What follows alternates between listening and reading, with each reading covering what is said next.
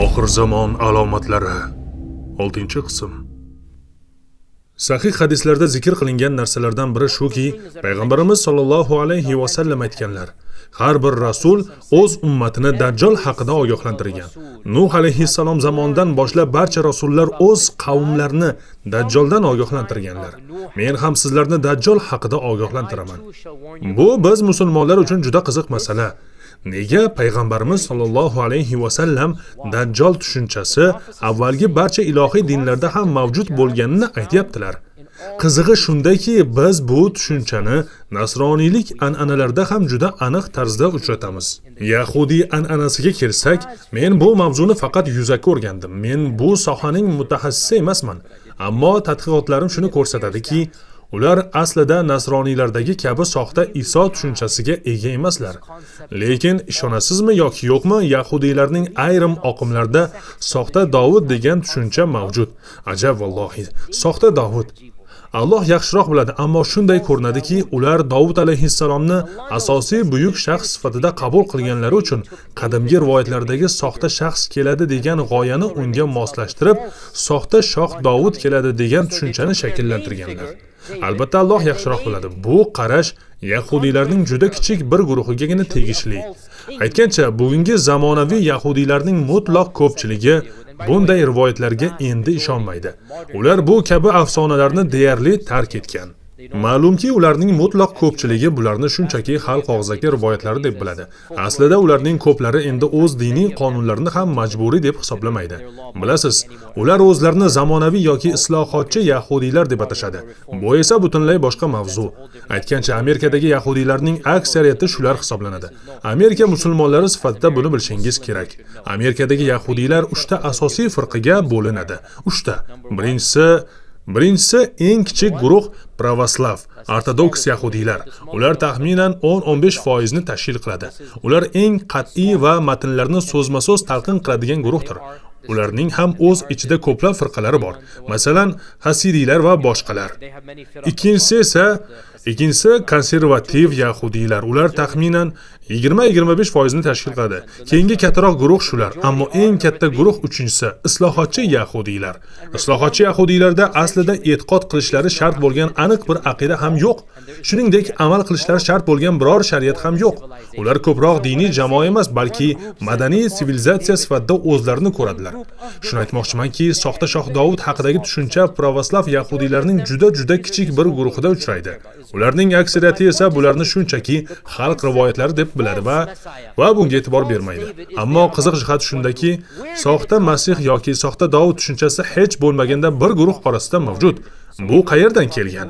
Payg'ambarimiz sollallohu alayhi va sallam aytdilarki, har bir payg'ambar o'z qavmini ogohlantirgan. Biz Muso alayhissalom ham ogohlantirganiga ishonamiz.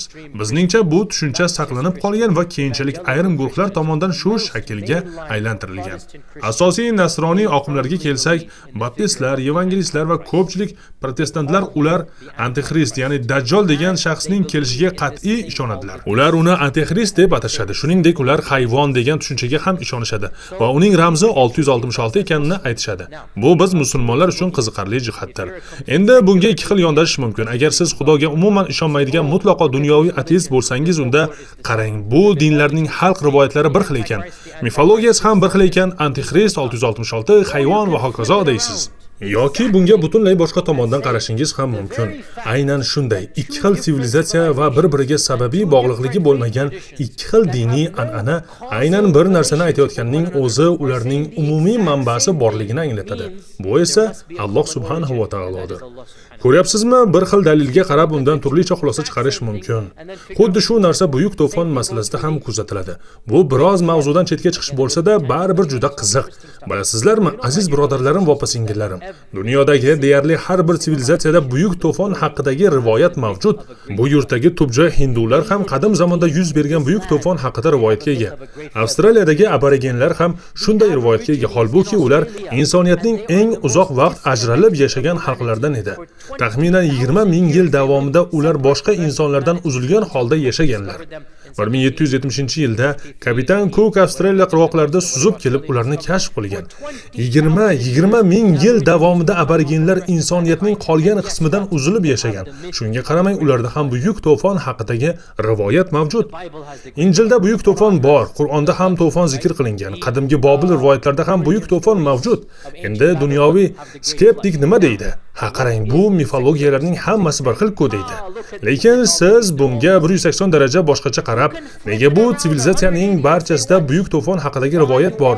Chunki haqiqatan ham buyuk to'fon bo'lgan va bu rivoyatlarning barchasi o'sha voqealardan kelib chiqqan deyishingiz mumkin. Nima demoqchiganimni tushunyapsizmi?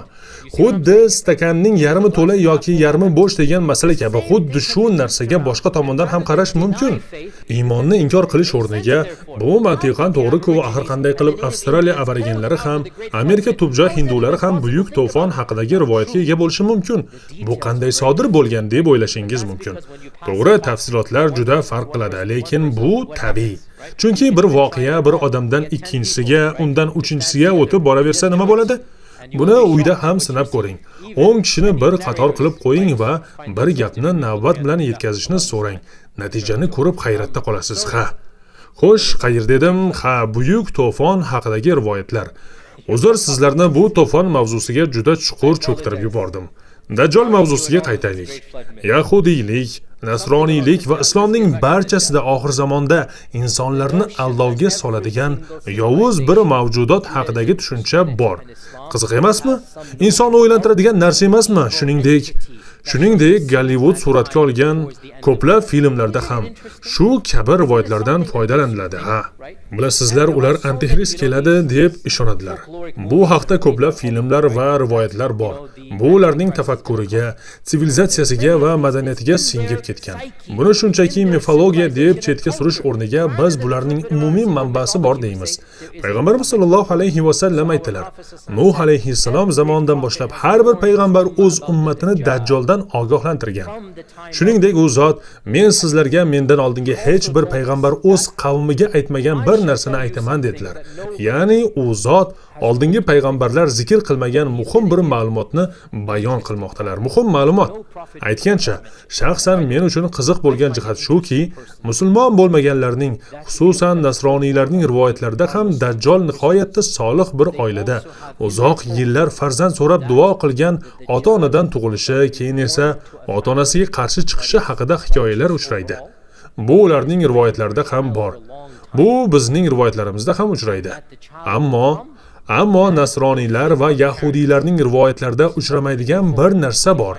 Dajjolning jismoniy nuqson bilan tug'ilishi. Sahih Buxoriy va Sahih Muslimda payg'ambarimiz sollallohu alayhi va sallam: men sizlarga mendan oldingi hech bir payg'ambar o'z qavmiga aytmagan bir narsani aytaman. Dajjolning bir ko'zi nuqsonli bo'ladi dedilar. Subhanalloh. Ko'ryapsizmi? Nima demoqchi ekanimni tushunyapsizmi?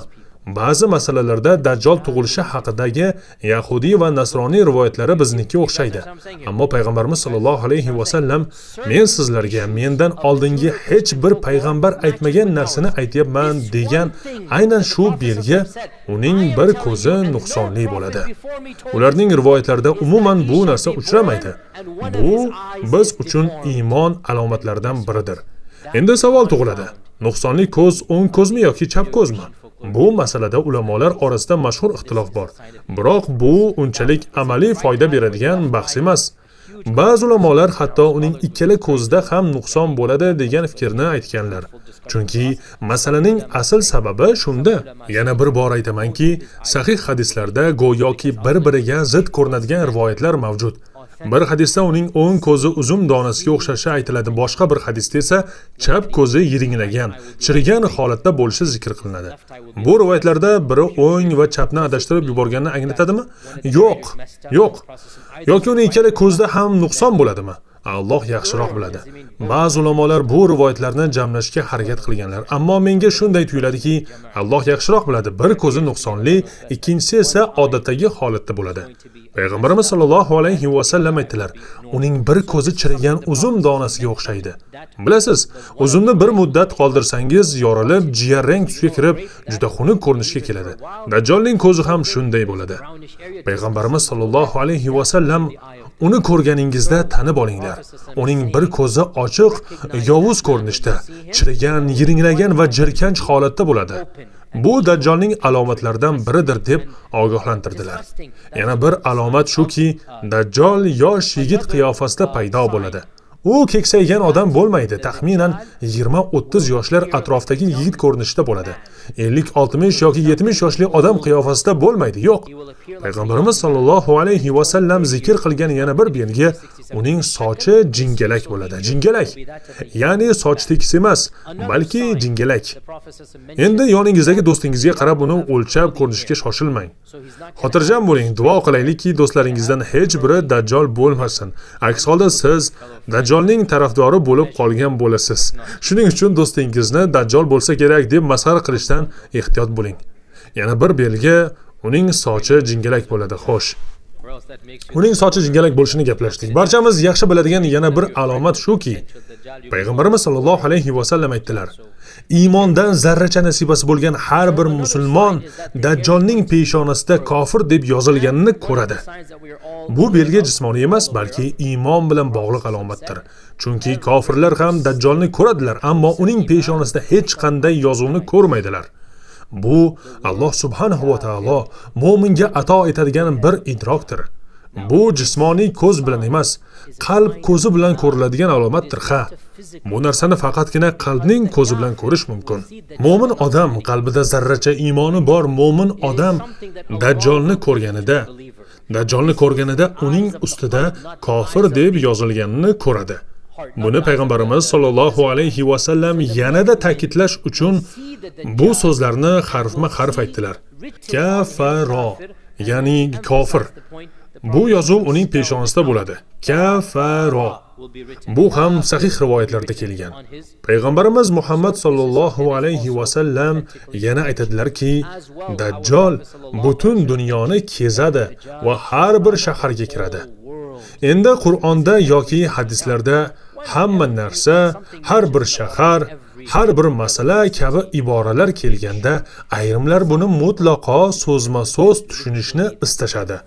Ya'ni Dajjol hatto eng kichik qishloqqa ham kiradi deb o'ylashadi. Hamma joyni kezib chiqadi deb o'ylashadi.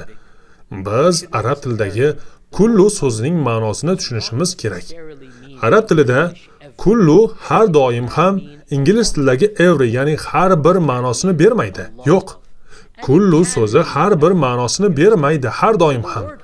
Ba'zan u juda ko'pchilik, katta qism degan ma'noda ham ishlatiladi. Buni Qur'on va sunnatdan bilamiz. Alloh taolo Qur'onda shunday deb marhamat qiladi. Tudammiru kulla shay'in bi amri rabbiha. Ya'ni shamol hamma narsani vayron qildi. Lekin bu haqiqatan ham mutlaqo hamma narsani anglatadimi? Samud qavmiga yuborilgan shamol butun dunyoni vayron qildimi? Yo'q. Shunga qaramay Alloh taolo kullu shay degan iborani ishlatgan. Wa min kulli shay'in khalaqna zawjayn. Bu shunday masalalardan biriki, ba'zi odamlar aynan shunday arzimas sabablar tufayli islomdan chiqib ketadilar. Ularning Qur'onni tushunmasliklari o'zlarini islomni inkor etishga olib boradi. Internetda islomni rad etayotgan va uni masxara qilayotgan mashhur murtadlardan birining gapini o'qidim. U shunday deydi: "Qarang, Qur'onda aytilishicha, wa min kulli shay'in khalaqna zawjayn." Ma'nosi biz har bir narsani juft qilib yaratdik. Ammo qarang, u kofir nima deydi? Amyoba erkak urg'ochi juftlikka ega emas, demak Qur'on xato deydi. Shu bilan kofir bo'ladi. Amyoba bu bo'linish orqali ko'payadigan bir hujayrali mikroskopik organizmdir. Va min kulli shay'in khalaqna zawjayn. Bu har bir mavjudot albatta juft bo'lishi kerak degani emas. Bu asosan yaratilishning odatiy holati juftlik ekanini anglatishi mumkin. Haqiqat ham shunday. Bu har bir mavjudot istisnosiz juft bo'lishi shart degani emas. Axir dunyoda jinsiz ko'payadigan mavjudotlar ham bor. Qarang, mavzudan qanchalik uzoqqa ketib qoldim. Subhanalloh, bizda yana 5 daqiqa qoldi. Inshaalloh bu mavzuni davom ettiramiz. Tezkor savollar bormi? Uzr so'rayman, men endigina haj safaridan qaytdim. Shuning uchun fikrim hali to'liq tiklanmagan. Bugun odatdagidan ko'ra ko'proq mavzudan chetga chiqib ketdim. Shu bois uzr so'rayman, duo qilinglar. Alloh sog'lig'imni to'liq tiklash va inshaalloh yana odatdagidek ixcham ma'ruzalar qilishni nasib etsin.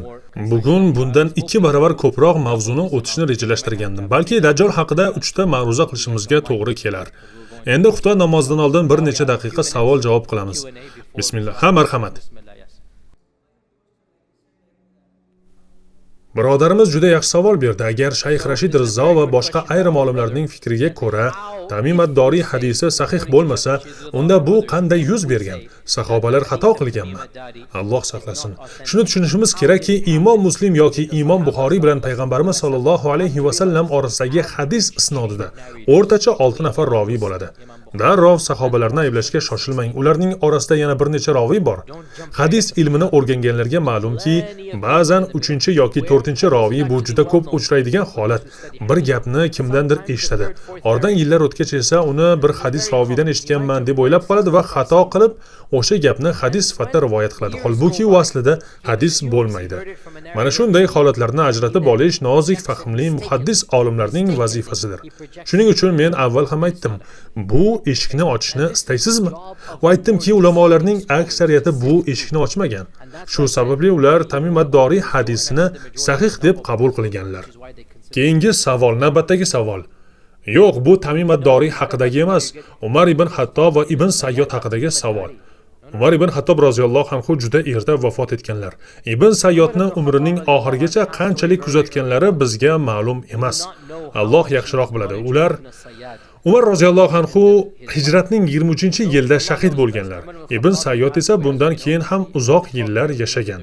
Ibn Sayyodning o'zi ham o'z holati haqida aniq bilmagan.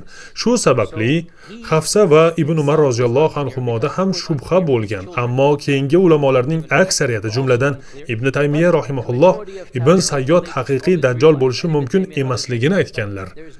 Bu shubha sahobalar uning payg'ambar sollallohu alayhi va sallam bilan bo'lgan munosabatlarini ko'rganlari va undagi yovuzlikni sezganlari sababli paydo bo'lgan. Hatto Abu Said al-Xudri roziyallohu anhu rivoyatlaridan ham ko'rinadiki, bu mishmishlar uning umrining oxirigacha davom etgan. Abu Said ham bu odam haqida nima deyishni bilmayman degandi o'shanda. Demak, sahobalarning Ibn Sayyod haqidagi shubhalari o'sha davr sharoiti bilan bog'liq vaqtinchalik shubha edi. Vaqt o'tib, agar u haqiqiy dajjal bo'lganida bunday hayot kechirmasligi ayon bo'ldi. Shundan keyin uning buyuk dajjal emasligi, balki kichik dajjollardan, odamlarni aldaydiganlardan biri ekani ma'lum bo'lib qoldi. Xo'sh, yana savollar bormi? Ha, birodar. Ayollardan savollar yo'q, singillarimizdan savollar yo'q, ha, birodar. Yo'q, payg'ambarimiz sollallohu alayhi va sallam Ibn Sayyodning peshonasida kofir deb yozilganini ko'rmaganlar. Bundan tashqari Ibn Sayyod payg'ambarimiz sollallohu alayhi va sallam davrlarida hali yosh bola edi. Shubha shunda ediki, balki u ulg'ayib haqiqiy dajjolga aylanarmikin? Rivoyatlardan bilamizki, dajjal oddiy bir oilada ulg'ayadi va ma'lum bir kunda dajjal sifatida namoyon bo'ladi. Ya'ni bir voqea uni g'azablantiradi, keyin yana bir hodisa sodir bo'ladi va shundan so'ng dajjal paydo bo'ladi. Ungacha esa u shunchaki yovuz inson bo'ladi. Shubha shunda ediki, Ibn Sayyod o'sha yovuz, o'sha dajjolmi? Yo'q. Kichik dajjollarning peshonasida kofir yozuvi bo'lmaydi va ularda dajjolning boshqa alomatlari ham bo'lmaydi. Qaytaraman, kichik dajjollarning peshonasida kofir yozuvi bo'lmaydi va ularda dajjolning boshqa alomatlari ham bo'lmaydi. Sahobalar faqat Ibn Sayyod keyinchalik dajjolga aylanishidan xavotirlangan edilar. Agar u dajjolga aylansa, o'shanda kofir yozuvi va boshqa barcha alomatlar namoyon bo'lardi. Masala shunda edi. Oxirgi savol, keyin yakunlaymiz. Ha, u Odam alayhissalomning zurriyotidandir. Bu esa keyingi haftaning savoli, juda yaxshi savol, aynan keyingi darsga o'tish uchun mos savol. Birodarimiz so'rayapti, dajjal qanday qilib o'sha g'ayrioddiy qudratga ega bo'ladi? Lekin biz hali uning qudratlari haqida gapirmadik. Bu haqida inshaalloh keyingi hafta so'z yuritamiz. Xuddi serialning eng qiziq joyida to'xtalganidek, shu yerda ma'ruzamizni yakunlaymiz va inshaalloh kelasi chorshanba davom ettiramiz.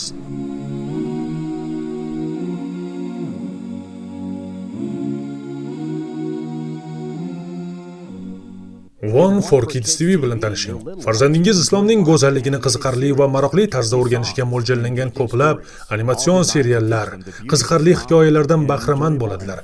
Bizning kontentimiz farzandlaringizni ham ilhomlantiradi, ham xursand qiladi. Shu bilan birga ularning Allohga va uning payg'ambari sollallohu alayhi va sallamga bo'lgan muhabbatini oshiradi. One for Kids TV ilovasini bugunoq Apple, Google va Amazon ilovalari do'konlaridan yuklab oling.